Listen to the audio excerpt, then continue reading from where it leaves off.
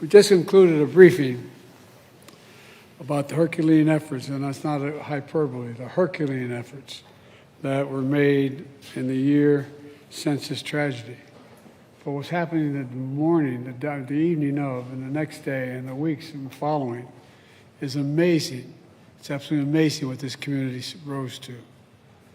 You know, I want to thank the folks of East Palestine. I want them to understand that we're not going home no matter what till this job is done.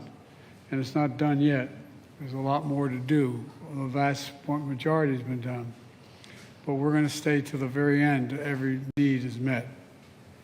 And we continue to hold Norfolk Southern accountable, make sure they make your community whole now and in the future. And what they do not make whole, what they cannot make whole, what isn't made, the government will make whole. We have an obligation. We have an obligation. I can already see this derailment won't define you. It just, it defines you in a different way. Your courage, your resilience to this community, and the compassion that you've shown for all your fellow citizens. Let me be clear. While there are acts of God, this was an act of greed that was 100% preventable. Let me say it again. An act of greed that was 100% preventable. We were pushing the railroads to take more precautions, to deal with braking, to deal with a whole range of things that were not dealt with. Norfolk Southern failed its responsibility. We know multi-million-dollar railroad companies transporting toxic chemicals have a responsibility to do it safely. And again, Norfolk Southern failed. My administration was on the ground within hours, working closely with the governor, the mayor, the senators, the House members, community leaders, to make sure you have everything you need. My administration ordered Norfolk Southern to clean up the mess it created and ensure it was done right. That includes an executive order I signed to continue our priority to hold Norfolk Southern fully accountable for this disaster and any long-term effects that are able to be identified as time goes on. Not just here, but also in Darlington, Pennsylvania, where I just visited an hour or so ago. Working with the state, we've tested the air, the water, the soil quality, deployed teams of health experts, provided emergency loans for local businesses. But it's not done yet. There's more to do. Today, I'm announcing the award of 6 National Institutes of Health grants to some of America's best research universities to study the short and long-term impacts of what happened here. That includes just north of here, Case Western University. So you'll have a top researcher with you as long as you need, as long as it has to go on. I also want to restate my support for the bipartisan rail safety bill. Senator Brown and Senator Vance and the congressman from Pennsylvania and others require stronger protective measures when trains are carrying hazardous waste. Storage tank cars. We argued about this for years. They should be stronger. They should be able to survive crashes without exploding. Undated brakes that meet higher safety standards. The fact of the matter is there was a lot of discussion ahead of time before this occurred about the safety of the braking systems of many of these railroads, trains. More staffing on trains so that there are more people to respond immediately to a crash and to do so much more in relation to the safety of the transportation. And it's important that the Senate follow the House and pass the tax reform bill, which makes sure that folks who don't get hit with a surprise tax bill, for compensation owed them by the railroad. That's not taxable income to them. We've got to make sure that that occurs, that no one is taxed for anything that is reimbursed or received from Norfolk Southern. It's not right. I support this tax reform bill, and we got to get it done. All told, we have done in 1 year what would typically take many years, and we're going to keep going. Like I said, your compassion and resilience of the leadership of this community and the people of this community, the courage of your firefighters, law enforcement officers, first responders who run into danger to save others, They deserve the care and resources we owe them to be followed and their health needs followed as well. Because that's what we do. It doesn't matter if you're a Democrat or Republican or Independent. What matters is we're all Americans. Everyone. We look out for one another. We leave no one behind. And we come back stronger than before. That's what you're doing here. That's what's happening right here in this community. That's what's going on downtown in your parks as well. Your downtown's reopened and the parks are reopened. Students were frustrated. Opposing schools wouldn't travel here for sports events. But now you're playing home games again, finally. That's pride. That's also progress. But we have other obligations. And that's here is to stay here as long as it takes to get everything done and be sure no one's left behind. In moments like this, let's remember who we are. We're the United States of America, for God's sake. We have obligations to one another. There's nothing beyond our capacity when we do it together. And we're going to stay here and do it together as long as it takes. May God bless you all, and may God protect our troops. We have a lot to do. Now let me turn this over to the EPA Administrator, Michael Regan, and he'll have a few things to say as well. Michael? Thank you, Mr. President. Good afternoon, everyone. It's an honor to join President Biden here in East Palestine today, a community that embodies strength, resilience, hope, and progress. Mr. President, thank you for your laser focus on this community from day one. Thank you for directing EPA and all federal partners. And thank you, Mr. President, for what you're doing to support this community. President Biden has never forgotten East Palestine. Mayor Conaway, thank you for being here with us. It is because of Mayor Conaway's leadership and tenacity that East Palestine is well on its way to full restoration. It's been a year since a Norfolk Southern freight train carrying hazardous chemicals derailed, releasing toxins into the environment and upending countless lives. For many, it's been a year of fear, uncertainty, and disarray. While we recognize times have been challenging, thanks to President Biden's strong leadership, this administration has stood shoulder to shoulder with East Palestine every single day since last February.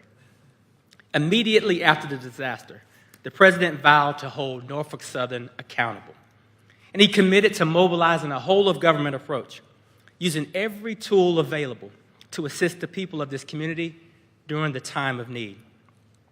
I'm grateful to work for a president who cares deeply about a community and stays true to his word. Under the president's leadership, emergency response personnel from the United States EPA arrived on scene within hours of the derailment, joining the local first responders who heroically prevented loss of life, prevented serious injury, and additional property damage in the surrounding residential areas. Folks, it's been a year of action, and I'm proud of all we have accomplished together since last February.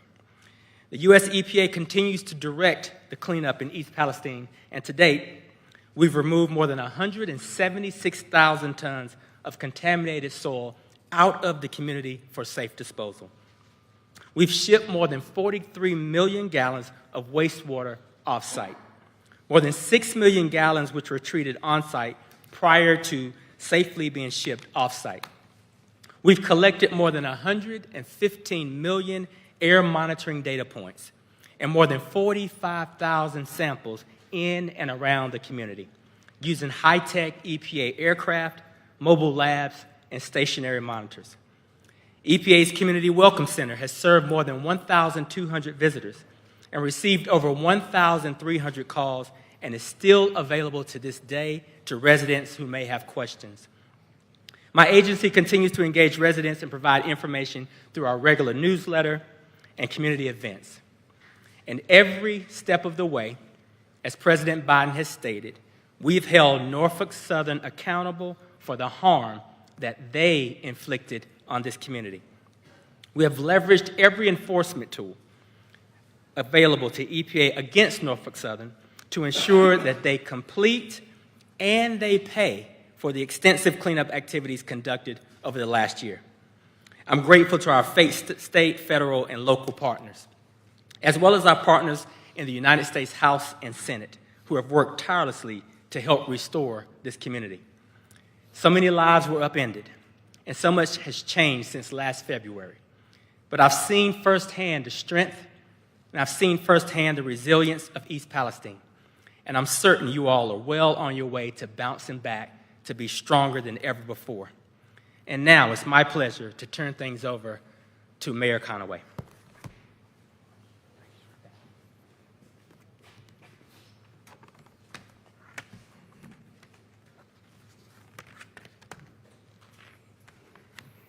Thank you all for coming. On behalf of the Village of East Palestine, I want to welcome President Biden. As we pass the first anniversary of the train derailment, the Village of East Palestine appreciates the support from the U.S. EPA, the Department of Transportation.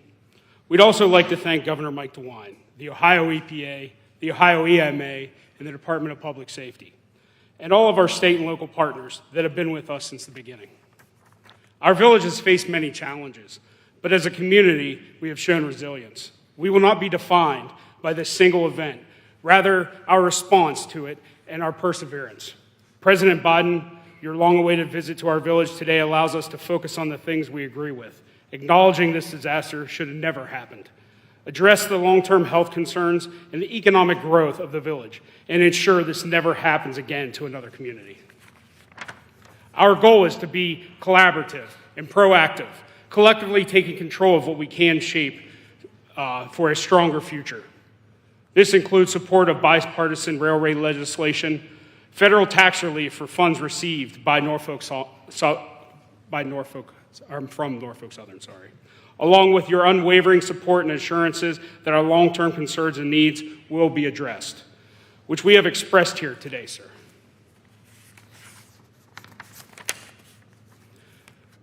We will not stop working, though.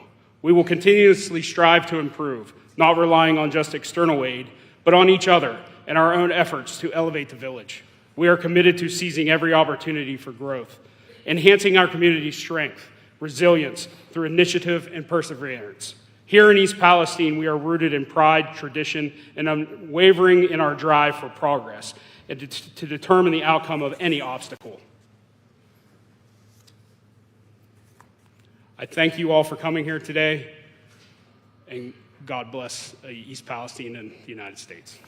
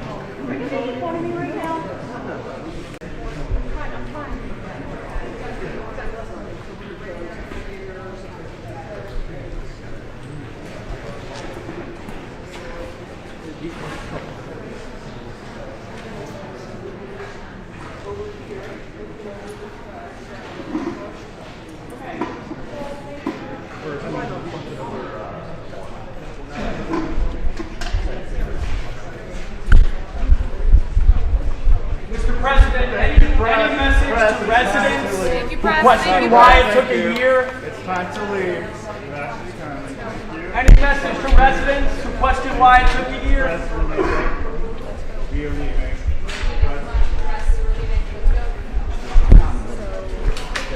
Time to go. Time to go. You're going down.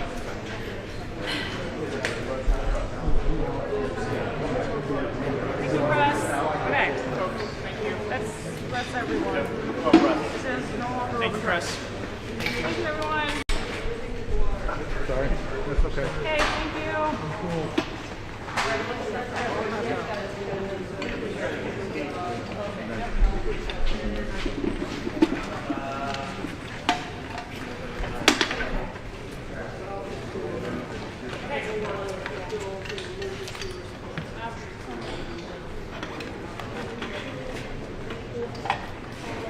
Press. Thank you.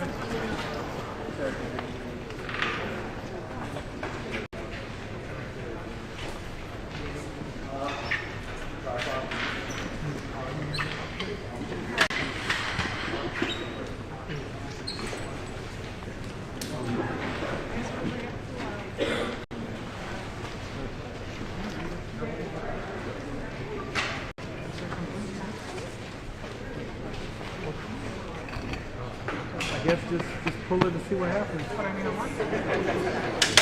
Oh. What should I do then? Where is that lady?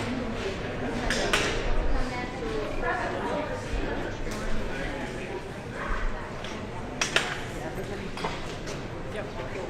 Lauren. Yep, Lauren. Yep. He's gotta go. Yep. Camera's off. We gotta go. Even though WAPA is allowed to say. Okay. I mean, I don't mean to be annoying. It's just.